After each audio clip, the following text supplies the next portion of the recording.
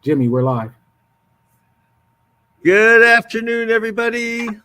Welcome to the Great Employees Matter podcast, our weekly podcast that focuses on the personal development of employees, the professional approach of employers, and in tandem results in a more confident individuals, more employee-centric leadership, and greater success for all concerned.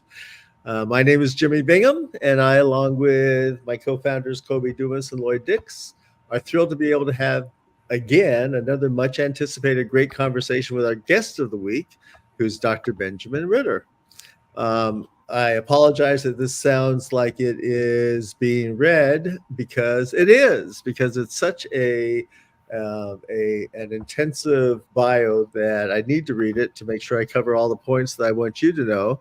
But Dr. Ritter is the founder of LFY Consulting, that's Live for Yourself Consulting, and he's the author of Becoming Fearless. He is an international leadership and career coach. He's a senior talent management consultant. He's a top LinkedIn voice.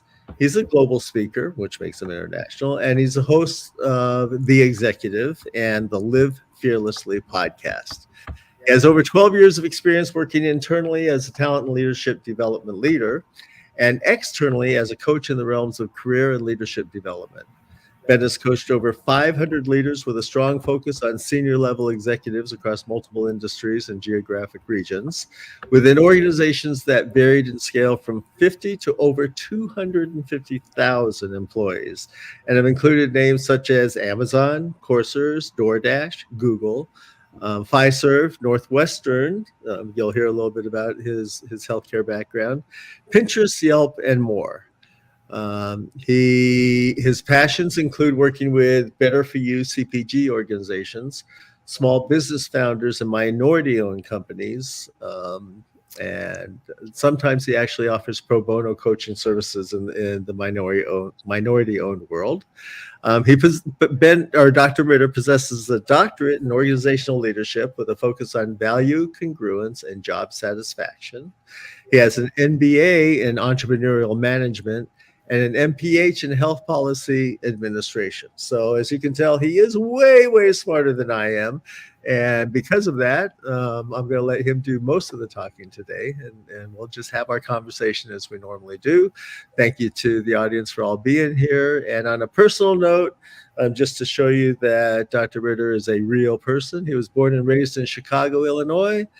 He now resides in Austin, Texas, because he likes that country music, with his partner, Tiffany Squirt, who he says is a rebel in a shell turtle, Elwood, a scruffy rescue pup, and Seema, the kitty queen of their kingdom. So with that, I'm going to turn it over to Kobe, because as you know, Kobe always does our initiation of the podcast by asking a couple of personal questions that go back to the early stages of Dr. Ritter's life. So, Kobe? Yep. And before we get into that, I'd like to welcome everybody that's come onto the show. Thank you. Make sure you like if you're here. It helps us with our channel. It's a free way to help us out. Subscribe. Please subscribe to our YouTube channel, our Facebook, and our LinkedIn channel and our YouTube. And we'll go from there. But with that, wow, what an impressive resume you have there, Dr. Ritter. And I'm excited to have a conversation with you because it seems like you can help us out on our journey. You know, we focus on making great employees, which is, to me, is a personal development program.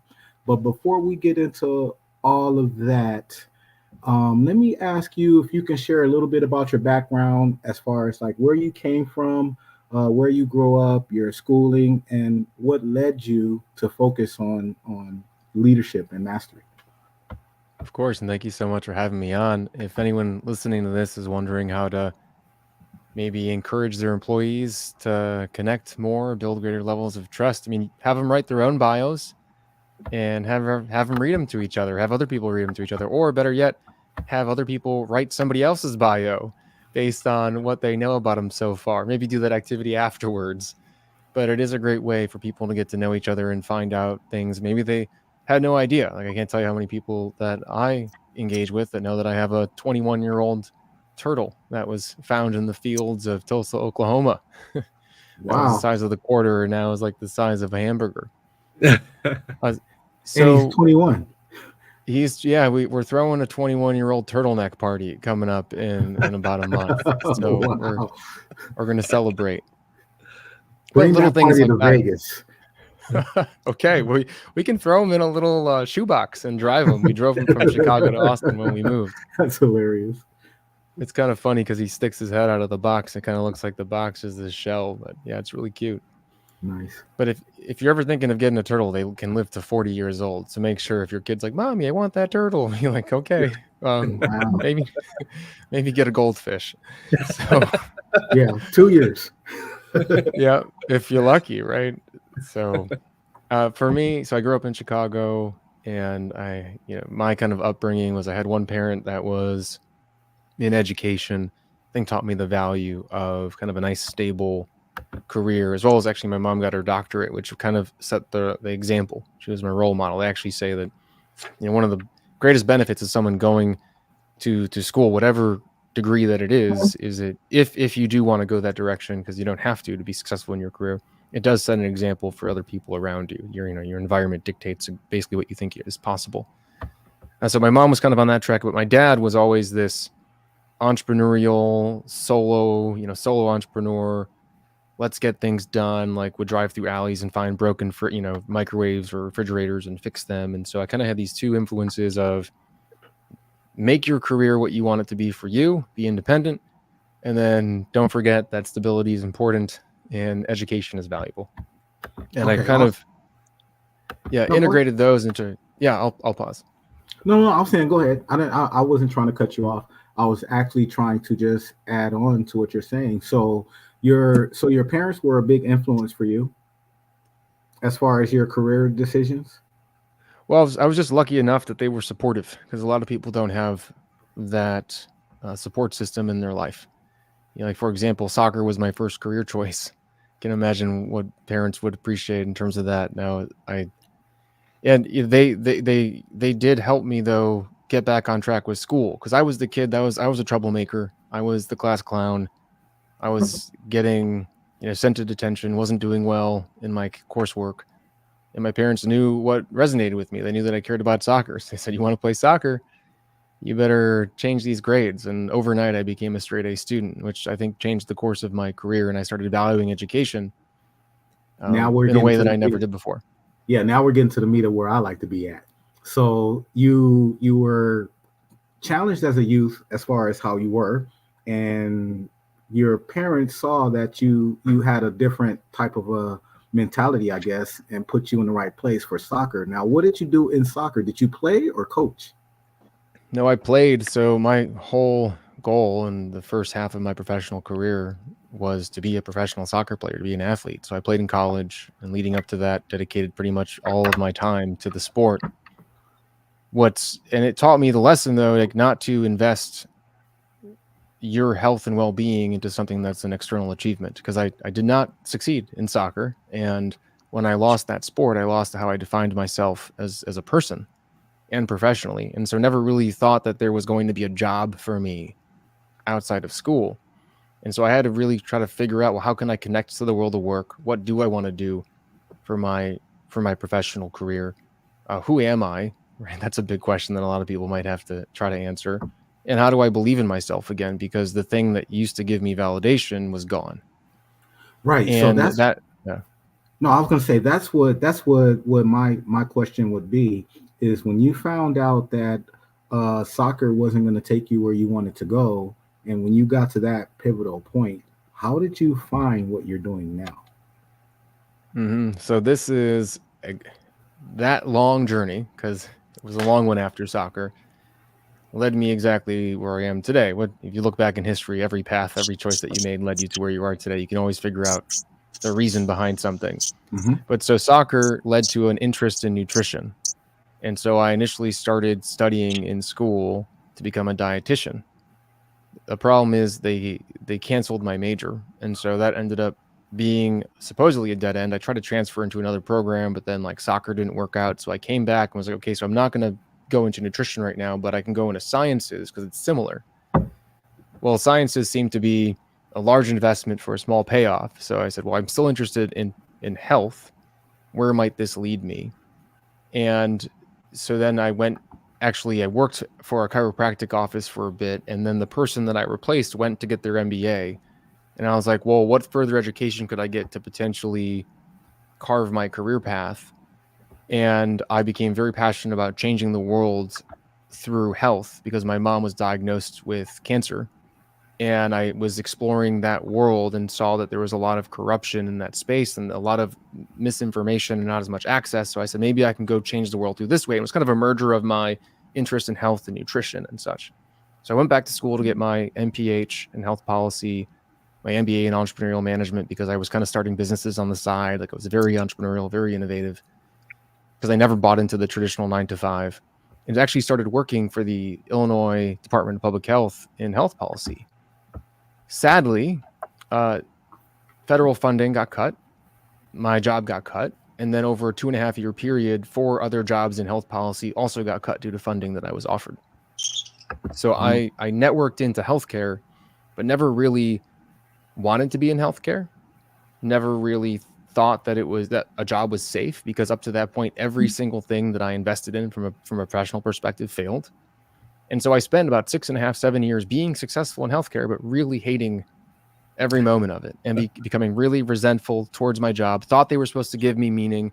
Never really knew what work should be until I ended up getting selected for a leadership development program, 16 months of mentorship and training. And I finally had a time to talk to a leader, such as everyone that's listening, like you, like yourself. That created a safe space for me to actually start questioning my belief systems around work.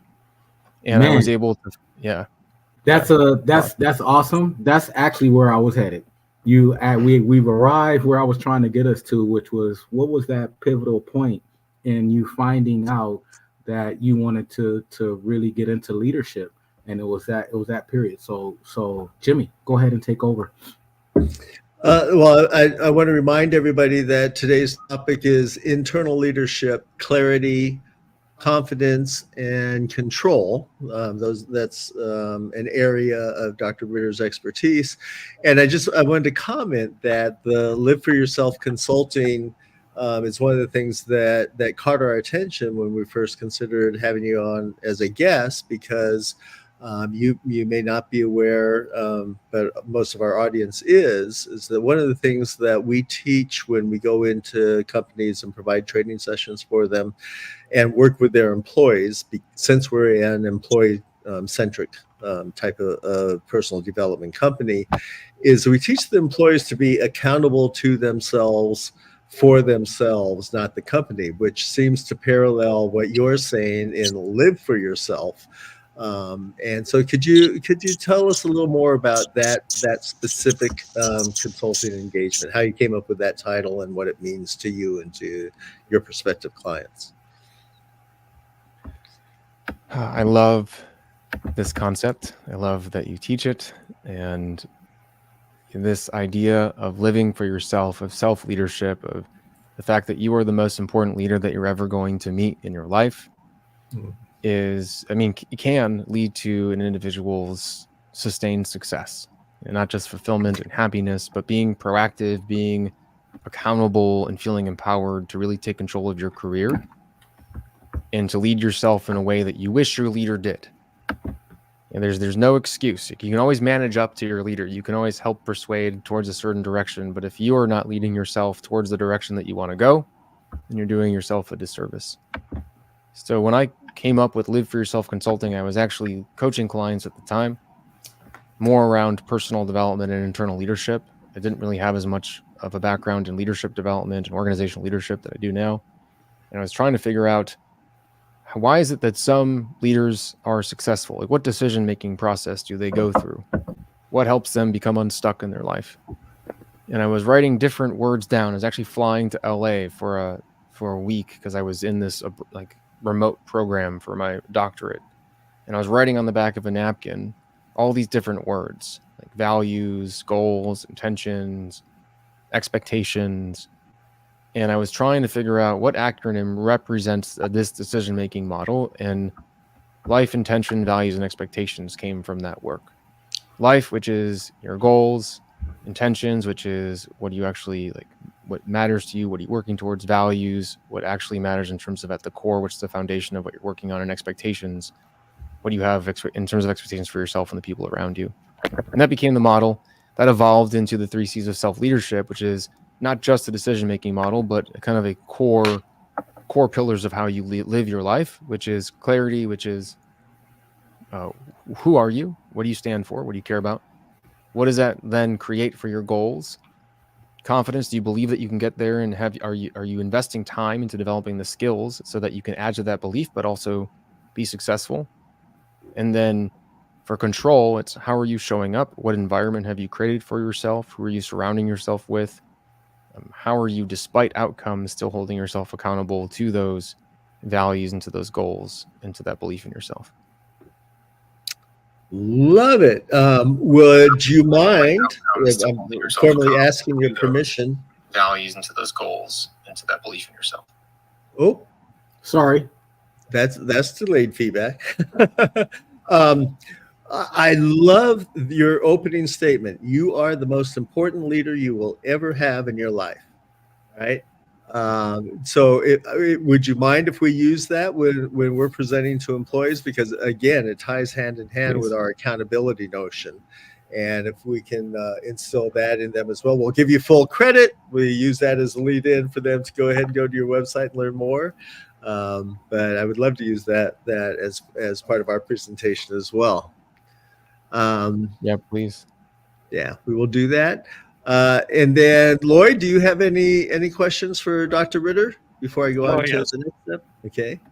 Oh, yes. And just so you know, Doctor, the other 2 are hosts, are the real brains behind the operation, and they're charged with keeping us on topic. My job is to totally derail the conversation. And I am very good at that.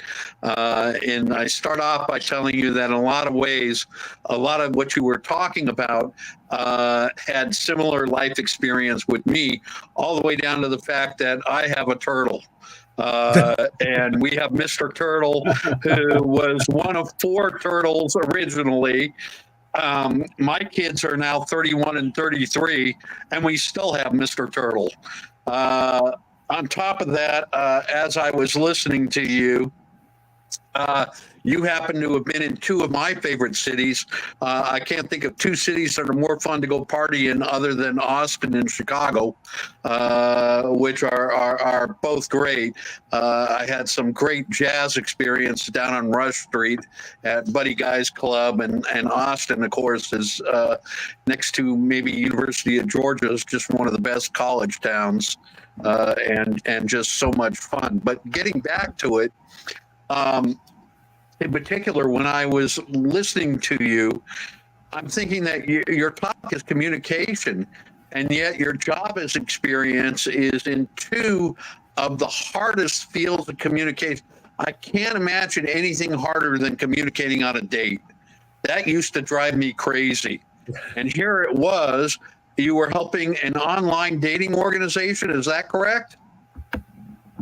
Yeah, my first ever coaching position was actually serendipitously got recruited into basically being a men's coach.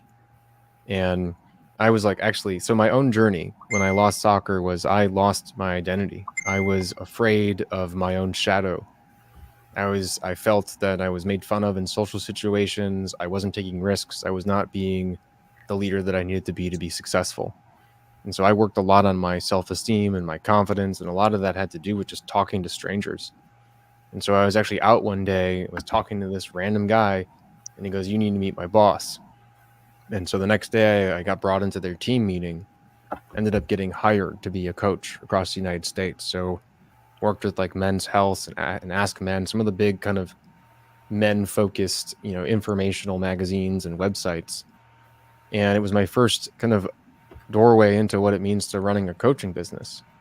Now, after that, I felt like I still needed to give out some information to the world. So I wrote a book on the topic, published it, realized though that no one knew who I was because I didn't have a business.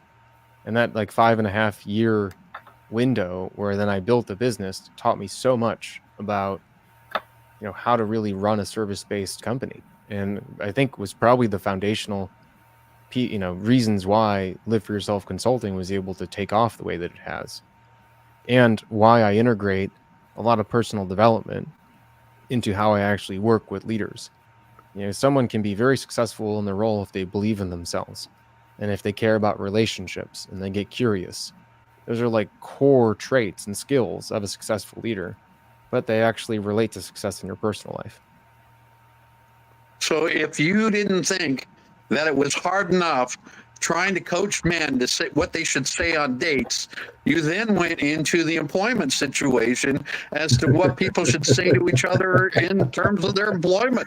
The only thing harder would have been to have been a full-on marriage counselor, but even that might have been easier because my wife knows what I'm thinking before I even know what I'm thinking. So maybe communication in the marriage situation is easier. Was there a particular reason as to why you started with just the hardest fields imaginable? Do you enjoy the challenge? Was that it?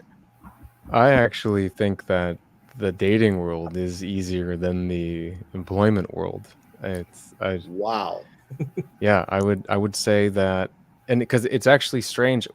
I spent 5.5, 6 years in that space, and never once thought to apply the same learnings to my job.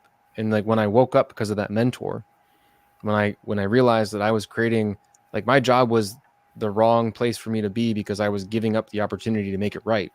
Like, that's something that I knew from a relationship. It's, if you want a relationship to work, you have to make the decision to commit and to make it work. And there's still two people that have to make that decision, but it still needs to happen.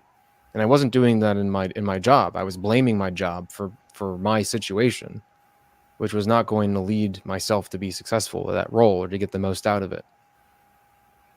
I have one more question because I've been hogging all your time.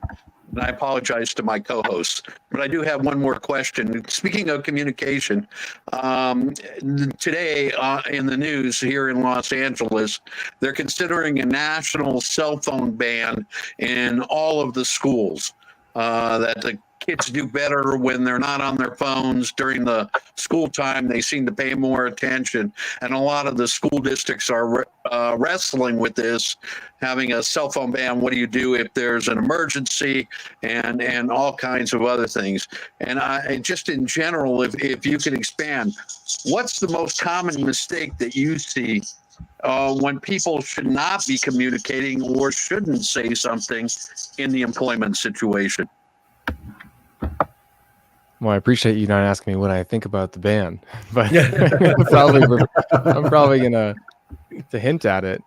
Yeah, one of the biggest mistakes future leaders or emerging leaders make is that they multitask, that they don't actually pay attention to the person in front of them or the meeting that they're in.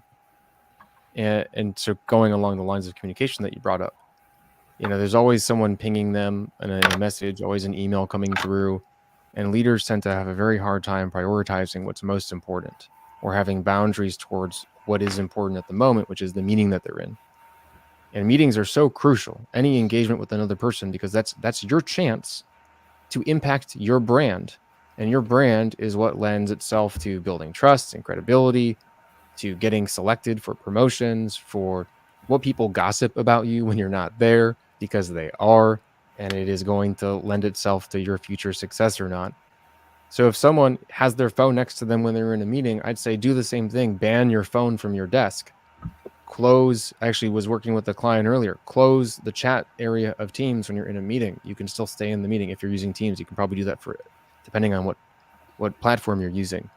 Close your email, open it up only a couple times a day. You've probably heard these tips before, but there's a reason why they're constantly said over and over again. Because your attention when you're in front of people is felt, and it directly impacts your level of engagement and the executive brand that you're building in those moments. Wow, that's great. Thank you, sir. I turn it back over to Jimmy. Yeah, I'm going to jump in here. Dr. Ritter, both you and I, all four of us on this podcast, and I suspect nearly 100% of the audience believe that better leadership creates better employees, right? Um, and we all speak to that in what each of us does. Can you give us 3 tips that supports that whole concept that better leadership creates, or give 3 tips on how to be better leaders? And you've actually just focused on 2 of them. Don't multitask and focus on your meetings while you're in meetings, because of the relationship that it develops and the image that comes across, the branding of the executive leadership. So can you expand upon that a little bit more? Maybe give us another tip, what we refer to as gems, that we'd like to share with our audience. Yeah. And I also see that Sachiko asked a question, so we'll get to that as well. Awesome. So some other gems, I'd say, so we have engagement, which is really important. I'd say the other piece is, when you are an employee or a leader, your job is to clarify expectations. This falls into the top 3 mistakes. An employee that is working each and every single day without being 100% clear on what they're going to be reviewed on, rated on, what's expected of them from their priorities, objectives, deadlines, etc. And I've actually had conversations with leaders that were highly touted within an industry. They were going to be the next, VP within their company. There was a spotlight was on them, and that leader was afraid of asking their manager what they really need to focus on because they were overwhelmed. But they didn't think that their leader had enough time for them. They thought they were very busy, didn't want to bother them, didn't want to change their impression of them. And eventually, because that person was overwhelmed, because that person didn't know what to work on, because that person didn't know what was expected of them, when they received negative feedback about something they didn't do, even though they were working 50, 60-hour weeks, they quit. They left because they felt unsupported and unappreciated. So we have to clarify expectations for employees. It's going to help them set boundaries. It's going to help them feel successful. It creates opportunities for recognition, creates clarity. It helps them pave the path forward, and helps you as a leader, get your goals accomplished, and ensure that people, that you have built trusted relationships with them too. So that would be one other area. And yes, it's very simply, Chris Smith, setting standards, but not just setting standards and thinking that they're understood. Actually having your employee kind of teach back to you what they heard, having consistent check-ins, shared documents, so you can make, be kind of manage without micromanaging, and then be there to remove roadblocks and to provide resources to make sure that they feel supported in the process. That's actually a great segue into the next question I had. You had mentioned that employee was afraid. Tell us about becoming fearless and how it's doing. Yeah, becoming fearless actually relates to internal leadership from that question. So what does internal leadership mean to me? Internal leadership, and I'd love to hear from all of you too. So becoming fearless in internal leadership means that you know what you care about. So you know what you're working towards. You know what you stand for. So a leader has a brand, professional brand. So what is your professional brand? What are your values? How do they relate to the organization's values? How are you showing up in a way that people can expect how you're going to act, or what you're going to say, or what you're going to care about?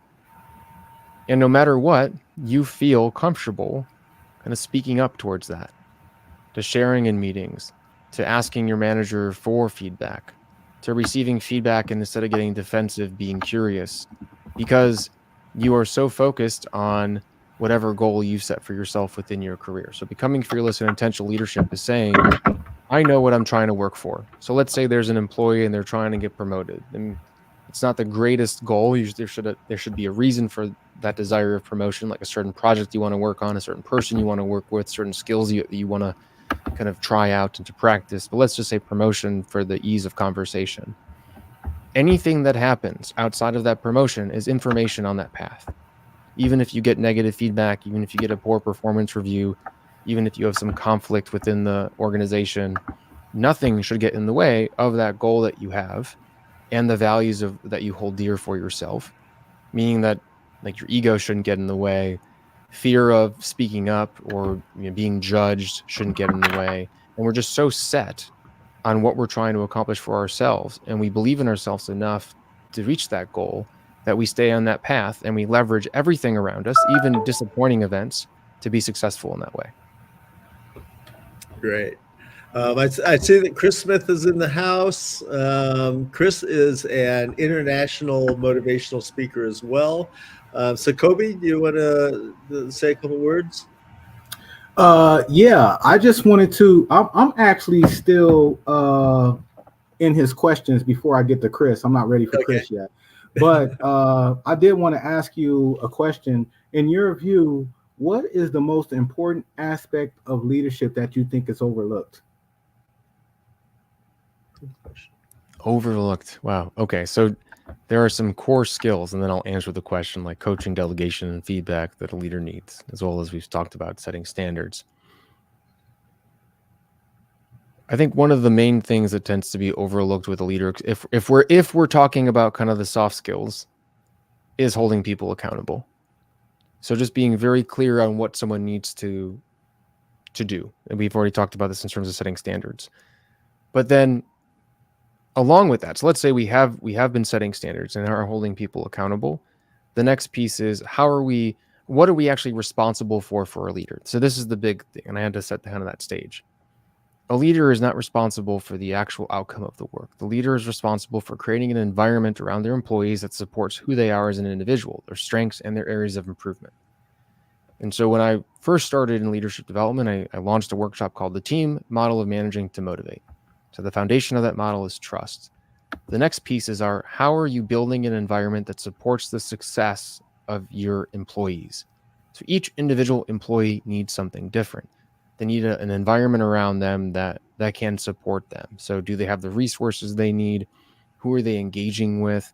Are they engaging with relationships that are energizing them? Are they meeting the right people, or are there social relationships around them that are holding them back? Are they working in a location that has the resources that they need? Are they working on work that they actually enjoy, that they feel that is going to lead them to develop skills that are important to them, or are they working on things that are draining? And so how are you adjusting that specifically? And then do they believe that the work has any sort of purpose for them in terms of the skills that they're learning or the meaning that they believe is important, the impact overall from the organization? So leaders forget that their role is not to control an outcome, but to support the employees towards that outcome. And that might even mean like building individual employee profiles on what they care about, and what their strengths are, and what their goals are, and checking in on those, and ensuring that you have an open line of communication with each of those employees throughout the quarter and the year. Awesome. Excellent. Hey, let's get to some of the comments. Dale's got a pretty good comment on here. He says, although this is not a new concept, as a manager, I used to give an employee a review and then ask the employee to turn the table and feel free to review my performance and to be free to be honest. Can you share your thoughts about this concept? I'll start first. I think that's amazing. I think that's great communication, because it'll give you great feedback as to how you're managing. Because sometimes, I was a corporate manager for a long time. And a lot of times you get comfortable in your ways. You may not know that somebody may, have an adverse reaction to how you're managing. So what do you think about this concept of the review going both ways? So happy to jump in too. I think it's a that's great concept. No, that's for you. Yeah. I'd love to hear from everybody. I think it's a great concept. If you can create a trusted environment where someone wants to share what they need and what they think, then that's wonderful information. Overall, the review process should just be a rehash of feedback that the employee has gotten throughout the quarter and throughout the year. One-on-ones should have that information already instilled within them. Like, as we talked about setting expectations, and employees should not have to wait until the review itself to find out that something didn't work out right. They should be going into the review knowing that something didn't go out right and be ready to talk about how to make it right in the future. And then throughout the year too, as a manager, if you're able to, and I'd even say to level that up and create an anonymous, confidential review for you as the manager process, and they have 360s and stuff, but you can do this yourself just through an anonymous survey that allows for maybe some multiple choice questions, and then you can dive into those topics maybe in a meeting with the entire team, or even just some open-ended, open text. How can I support you more? That is a great opportunity to find out information that an employee probably won't share with you, no matter how much they trust you, and then help you adjust your leadership style and just be ready for some feedback that maybe you don't agree with. I ran. Yeah, just one more thing. I ran these kind of really fun 360, really intense 360 meetings where the leader would be out of the room. They'd come in, they'd introduce the exercise. I'd go in with the team. There'd be about like 10, 15 people, depending on how big the team is. And I'd have different slides with different questions about the leader. What are their strengths? What could they do better? What's one thing that you really don't like about your leader? Like really press them to get constructive feedback. I then would go debrief the leader on that information and prepare the leader to go speak to it, bring the leader into the room. The leader would have to comment, not be defensive, but to comment on that feedback to the team. And if the team felt comfortable, he could ask for additional commentary to help him. And then that built so much trust overall. And you could do this type of exercise. Generally, I suggest having someone that's experienced in it, like an executive leadership coach, someone that works in this space, because it can get sensitive, someone that can mediate conflict if it arises. But if you don't want to go that extreme, an anonymous survey can give you so much information, but only if you show that you listen to the information, you're not defensive to it, and then made changes. Because if you receive feedback as a leader and don't do anything about it, you've now actually lost trust with your team, and you were better not asking for that feedback initially. Oh, I love that advice. And then let's segue back. I don't know if we fully answered Sachiko's question as far as what does internal leadership mean, and why do you think it's so vital for today's leaders?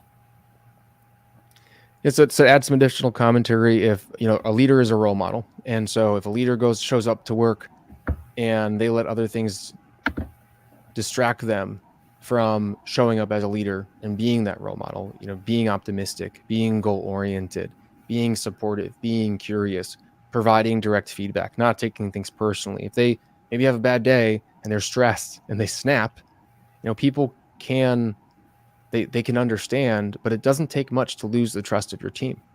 So if you know your goals and know your brand in terms of how you want to show up as a leader, nothing can steer you off that path. And that's what internal leadership is, that you hold yourself accountable and you believe that things are possible. You feel empowered to show up in the way that you want to and work towards the things that you believe are important for yourself and for your team.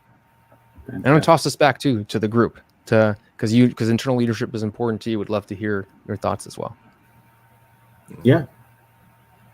I think that you just gave the best part of the advice. If you're not going to do it, you're not going to follow it. It's actually going to do more harm than good. And Jimmy and I worked together at a company for a number of years, and I know that they sent out anonymous questionnaires, and Jimmy always followed them. I think it's just really important. Go ahead, Kobe. Didn't mean to.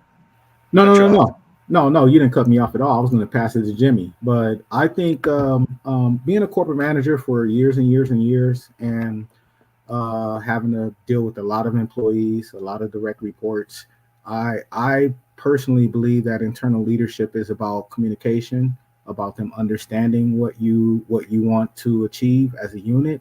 I think it's important to respect your team. They should respect you, which means for me, I used to get down and dirty with my teams in every environment, where if there was some work to be done and that was less desirable by my team, I would be right next to them doing it as well. To me, that shows leadership, just being a part of the team and helping them solve the problems instead of telling people and making them solve problems without you being there. So that's what it means to me. And Jimmy?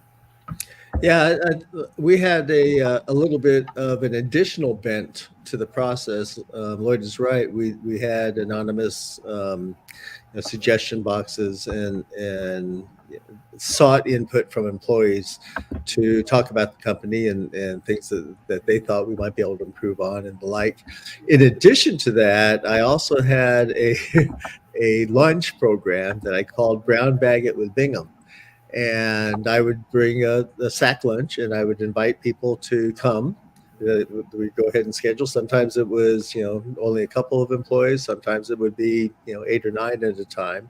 And we would just sit around the table and chat. And I think that the end result of that was that they had a different appreciation for me. They saw that I was a real person. We would talk about everything. We could talk about their family. We could talk about sports. We could talk about why Dallas is America's team and how they just absolutely sucked the first part of this year.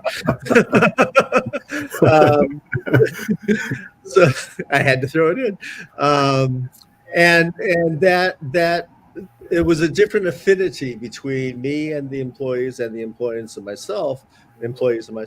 And I think it lent to having more open dialogue when we do things like annual reviews or semi-annual reviews, and allowed them to feel confident that they could in fact be open with me. So that was just something that we did a little bit differently or just because it was a brown bag rather than taking them out to a nice fancy lunch.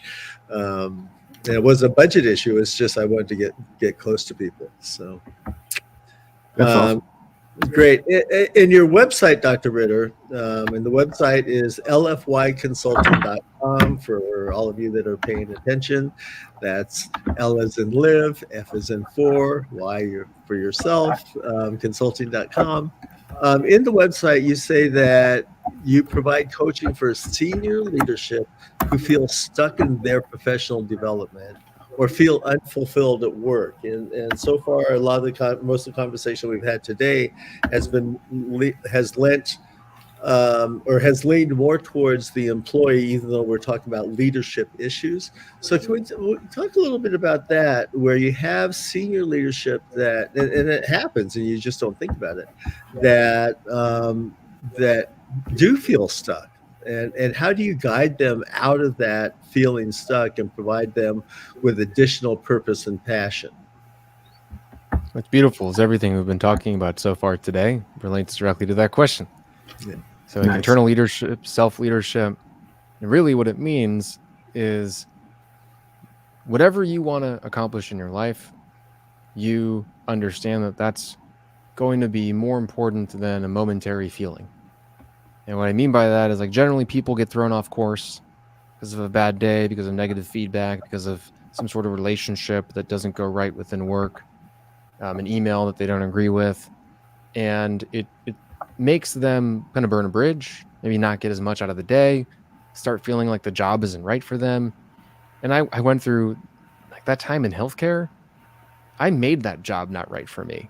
Like, it was great. I could have built strong relationships. I could have learned new skills, and I wasted years just trying to hide from the work and trying not to work. And just that is time in my life I'm never going to get back. And so when I work with an employee that is in that space, I don't know what I want to do.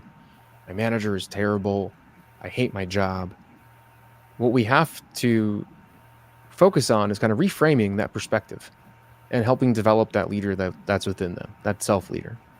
And so we initially start focusing on what they care about, what their values are. We explore defining moments in their career. We reconnect the meaning that they have from work, and we help reframe what a job is, why they show up each and every single day. We then take that information and define it into goals. What do you want to achieve? Not just 5 years from now in your career, but tomorrow at work. How can you show up in a way that's going to help you achieve that goal? Because right now what you're doing is not doing that at all. And instead of blaming people, they look to themselves to actually create opportunities. So then they start building confidence again in their career and their job, because generally if someone's angry at work, they have a hard time believing in themselves. We have them focus on what skills they might need to learn, so they start getting excited again about learning and showing up for work and potential projects they could work on. And then we build an environment that supports them, because it's very difficult to care about the dinner that you're cooking if your kitchen's on fire. So if they think that their job is terrible for them, if they feel like they're in a toxic environment, then we try to fix that. If there's a certain relationship that doesn't really work well for them. And then there's just certain skills like what's your brand, what's your resume, what's your LinkedIn, what are your interview skills, how do you tell your stories, how do you present, how do you communicate? All that stuff's like intermixed in terms of confidence and clarity and such. And then like either maybe they fixed where they're at, or maybe they decided they want to go somewhere new. And that's the process. Man, I Well, love your answers. I'm sorry, Jimmy. Go ahead. no, go ahead. Go ahead. I was gonna say I love your answers, and your approach, and I think a lot of people, especially after COVID, I think things started to change after the first, I don't know, the crash in 2008. Things started to get a little different and change forever, and then COVID kind of solidified some of those changes and even brought about different changes. But I think the climate out there now, there's a lot of people that are displaced at work. They don't really know if they like what they do. They don't even know if they like what, if they want to stay there. And I love your analogy about, it's hard to focus on what you're trying to cook if the kitchen's on fire. And I think a lot of people are going through that. So I really appreciate your comments. And I was going to say that you are predominantly a leadership coach, right? It is virtually, I would submit, that's virtually impossible to coach leaders without addressing employees, right? Without doing a deep dive into what their environment's all about, what their employee issues are from the perspective of the leader, because they may be totally out of touch, right? So from the perspective of the leader, it's important to talk about employees. So now I'm talking more about process. So when the mom and pop shop that has 12 employees down the street, or AT&T come to you and say, Dr. Ritter, we need you to come in and help out our organization. What's your process, just for the benefit of the audience, to when you begin that engagement? Do you sit down with the leadership? Do you talk about what their expectations are? How do you formulate and strategize the ongoing engagement when you actually contract with the company to help them out? And most of my work actually is individual one-on-one. So people seek me out. I do work for companies. I develop workshops and facilitate them. I do larger enterprise level executive coaching programs and emerging leader programs. But the bulk of my work is one-on-one. This leader is unhappy. And they find me and they go, Ben, I don't know what to do.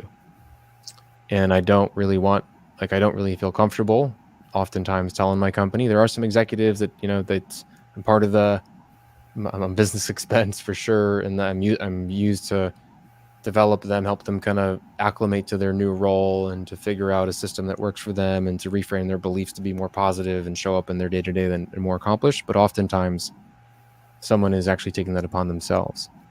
And so the process is very different, because then it's meeting with them, having a discovery, kind of setting initial objectives and goals, assessing for fit, putting together a plan that aligns with kind of their schedule and what they're trying to achieve, which is very different from the structured, let's do like a Hogan assessment, let's do a 360, let's, meet with your manager, let's meet with your employees. And so there's different ways to go about this type of engagement, depending on if it's corporate sponsored or if it's individual paid. I'm glad I asked that question, because we're walking into what we refer to as our shameless self promotion portion of the episode, and so I think that was an important question for me to ask, even though I had a pretty good idea of what the answer was, because for those in the audience, that opens the door for them as individuals just to reach out to you and say, hey, I have this issue, I have this problem, what do I do with it?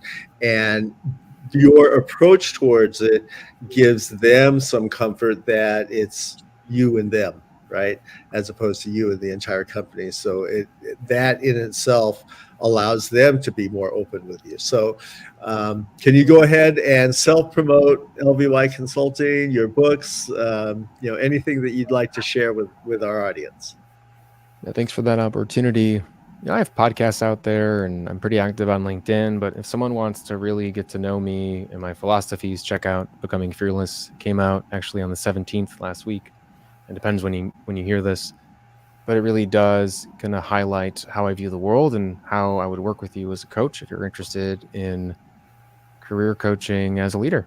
And so if you're interested in developing certain skills or reaching some new success in your career, or just feeling better about the success that you've achieved, send me a message at liveforyourselfconsulting.com. Okay, so they can get that book there on your website? Yeah, it's everywhere books are sold, ebook, audiobook. I actually just got pinged last night. I'm really excited. It's in the library in Illinois and a couple other states right now. So Oh, I love it. that's super neat to see. I'm like on Overdrive app and I'm finding my book. So that's super cool. Yeah, that's great. That's great. Perfect. Any Lloyd, do you other, have any any? other? I was going to say any other shameless plugs you want to give yourself before we keep going. Yeah, make sure that you like and subscribe to this show and leave a review when you see that that's possible.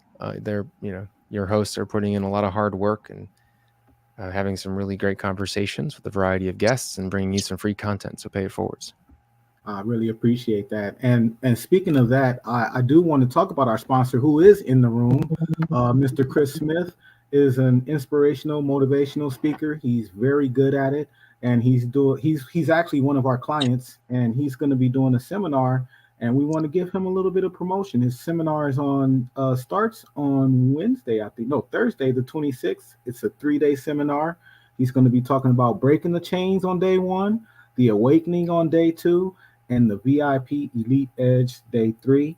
It's a free training to start out. I think you guys should go check it out. Chris, if you're listening, go ahead and put that link in the chat so people can go to it, man, and check you out. So if you're listening to this live, go check Chris out. He can help you out.